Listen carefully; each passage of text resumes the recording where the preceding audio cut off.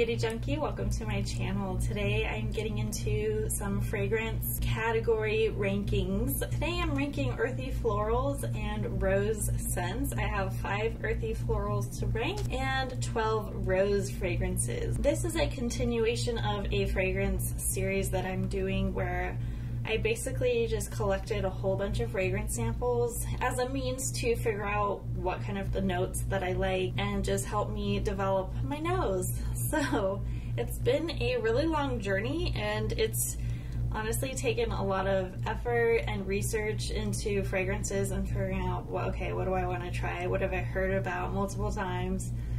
And sometimes I just get free random samples and sometimes I just pick up random things, so there's not a lot of method to the madness, but let's get into it in case you're interested in hearing a newbie perspective on fragrances. So starting with the Earthy Floral category, my top 5 pick is from Escentric Molecules Molecule Plus Iris.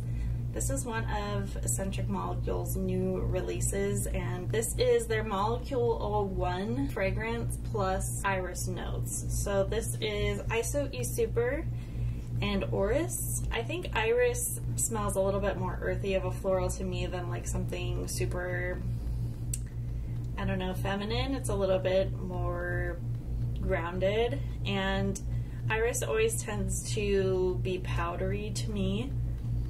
But yeah, there's 2 notes in here. It's fairly simple, and I think that's probably why I put it at number 5, because there's just 2 notes in it, basically. But I have been researching all the notes on Fragrantica, which is like an encyclopedia of fragrance notes. You just type in the fragrance and you find out what is in it. But the notes are not always correct or spot on. It's kind of a guess, I think, that people put in there. But people seem to think this is woody, iris, powdery, musky, amber, and earthy. I definitely agree with that, but if you love iris, you like a minimal fragrance, something simple, this is definitely nice. Number 4, I have Etat Libre d'Orange, Archive 69. I don't really know the story behind this one, but this is definitely earthy, but kind of strange smelling to me. The top notes are pink pepper, paprika, mandarin orange. Middle notes are plum, incense, and orchid, and the base notes are camphor, benzoin, musk, and patchouli. This one is very rich to me and kind of a sickening way. It's almost like rotting floral. I mean, it does have those earthy notes like that patchouli in there. Some of you may love this, but it just seems a little bit like rotten fruit or rotten flowers. So that's why I put it at number 4. I think even though this is like kind of strong, I think I prefer a strong note over the minimal notes of Escentric Molecules. So that's why it's at number 4. Number 3, I have Diptyque's Orpheon. This is definitely a nice woodsy, earthy kind of vibe. This has juniper berry for top notes, jasmine as middle notes, and the base notes are powder, cedar, and tonka bean. You know, this isn't a scent I would go out running to buy because it's not like super exciting to me, but I think this is more in the unisex, very wearable. You just kind of want to smell clean but down to earth. This is a really nice scent. My number 2 pick, also from Diptyque, Eau Capitale, and this has more floral notes that are very pretty in the forefront. Top notes are pink pepper, bergamot, middle notes are rose, and base is patchouli. I think they say this is a relative or a sister or a duplicate or very similar smelling fragrance to Frederic Malle Portrait of a Lady. And comparing Eau Capitale next to Portrait of a Lady is much more rich and more nighttime and incensey and like dangerous. It's very addicting, and Eau Capitale has notes that are reminiscent of Portrait of a Lady. Like, it's got the underpinnings of that richer vibe, but it's not as intense. It's definitely a little bit lighter. I'd say it's like a fresher version, a fresher relative of Portrait of a Lady, but you definitely have some rose and earthy notes, so it is somewhat similar, but definitely not the same. But yeah, I think there's definitely a similarity to it for sure. And my top pick for Earthy Floral at number 1 is Tom Ford Effing Fabulous. This one, I'm kind of surprised I put this at the top of any category because it's not like my favorite Tom Ford scent I've ever smelled. I know a lot of people love it. But out of all of these, there's just like I don't know if this is even in the right category as an earthy floral. It's definitely floral, but I don't know how to quite put my nose on it because it has like a creaminess to it. So the top notes are clary sage and lavender, which I don't get a lot of lavender. I'm not like a huge fan of that note. Middle notes are bitter almond, leather, vanilla, orris. Base notes are leather, tonka bean, cashmere, and whitewoods, and amber. I think I'm getting a lot of base notes. And that's probably why I like it, but it's not like your typical earthy floral base notes, I suppose. I think it smells really good. It's definitely kind of a sexy date night fragrance to me. I think it just stands out as being somewhat floral, but a little bit edgy and different. So that's why it's at number 1 for me in the earthy floral category. Alright, getting into the rose fragrance category. This is a category I know a lot of people love, but it seems like there's just so many fragrances where rose is like the highlighted note of the fragrance. And I think a lot of us are also like a little bit over rose. But I know it's just one of those things that's always going to be popular. You know, where I grew up, we had a lot of rose bushes, different colors. So I've smelled a lot of different roses, you know, that grow in a nice, healthy, sunny environment. So I know what a true rose smells like. Oftentimes when they are like, you know, cut in a bouquet, they don't smell that fragrant, and they are really not a super fragrant flower. But when they are at full bloom, they can really be a bit pungent. Just it kind of depends on where it is in its growth cycle, how it's going to smell, and the type of rose it is. So that being said, I only have like a couple of full-size bottles out of these 12, and you might be surprised what I have. You may, I don't know.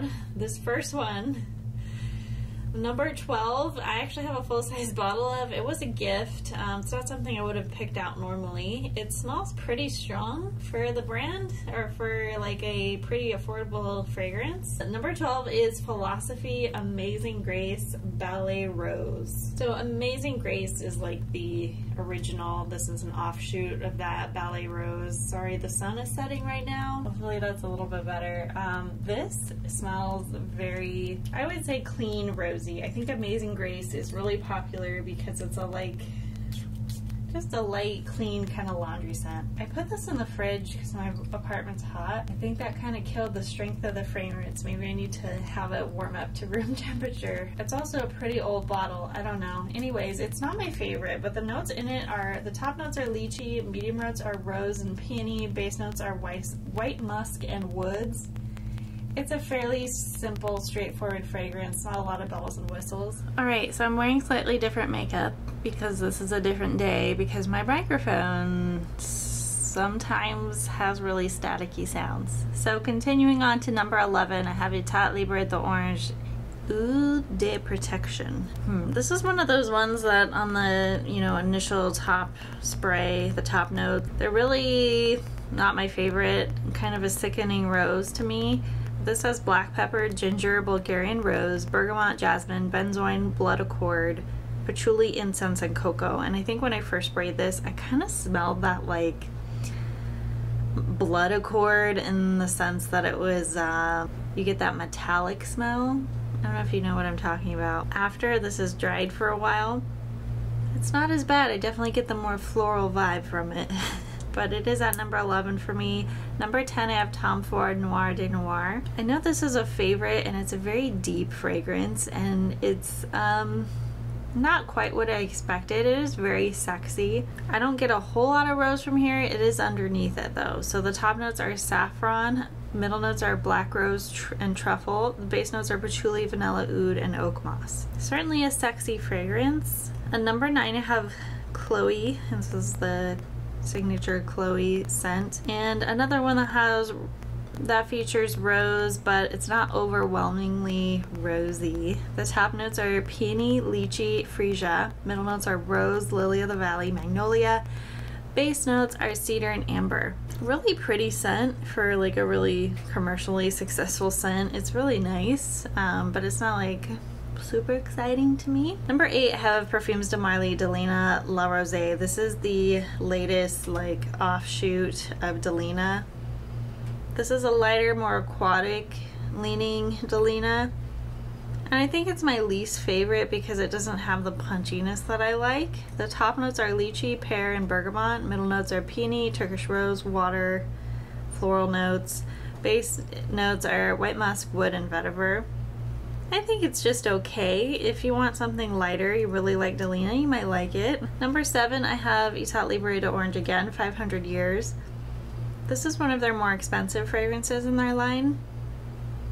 And I think that when you first spray it, you get a lot of other things going on, but the dry down is very rosy. This has bergamot, rose, cacao, and wood notes. It's kind of nice, but not my favorite from them. Number 6, I have Christian Louboutin Loubidoo. I really like this one. It's very fruity though, so it has strawberry, rose, and cedar. And I think I like the strawberry part of it the most. Number 5, again, Parfums de Marly Delina Exclusif. This is a very rose fragrance, so it's gonna pop up a lot. This one is the most sharp of the 3 Delinas, and some people really like that. The top notes are lychee, pear, and bergamot. Again, rose, oud, incense, vanilla, amber, wood. It's really nice. I think if you might change your mind which one of Delinas are your favorite as you get older. I don't know. Number 4 for me is Penhaligon's Coveted Dutchess Rose. I think this is a very crowd-pleasing rose scent. It has rose, musk, woods, and mandarin. It's not like my favorite Penhaligon's fragrance, but it's nice. Number 3, I have Tom Ford Rose Prick. This one took me by surprise a little bit. It is very green for a rose scent. Top notes are Sichuan, pepper, turmeric. Middle notes are May rose, Bulgarian rose, Turkish rose. Base notes are patchouli and tonka bean. It's got a good mixture of rose in it, but it is very earthy, so you might like that kind of twist on a rose fragrance. It's not quite what I expected it to be though. Number 2, I have the regular Delina. It's certainly my favorite. Top notes are lychee, rhubarb, bergamot, nutmeg. I like the rhubarb, I think. I don't know. There's like that cotton candy vibe you get from this one. That's really nice. Middle notes are rose, peony, musk, petalia, vanilla. Base notes are cashmere, cedar, vetiver, incense. Yeah, I'm a huge fan of that. My top one, number 1 rose scent, Maison Francis Kurkdjian Leau à la Rose. I like a lot from this brand, but I think why I like this rose the most is because it actually smells like real roses to me. It's just very natural, and it's not, it kind of took me by surprise, like, oh, this one smells different. So top notes again, lychee, pear, like a lot of these rose scents. Middle notes are damask rose, grass rose, peony, violet. Base notes are musk.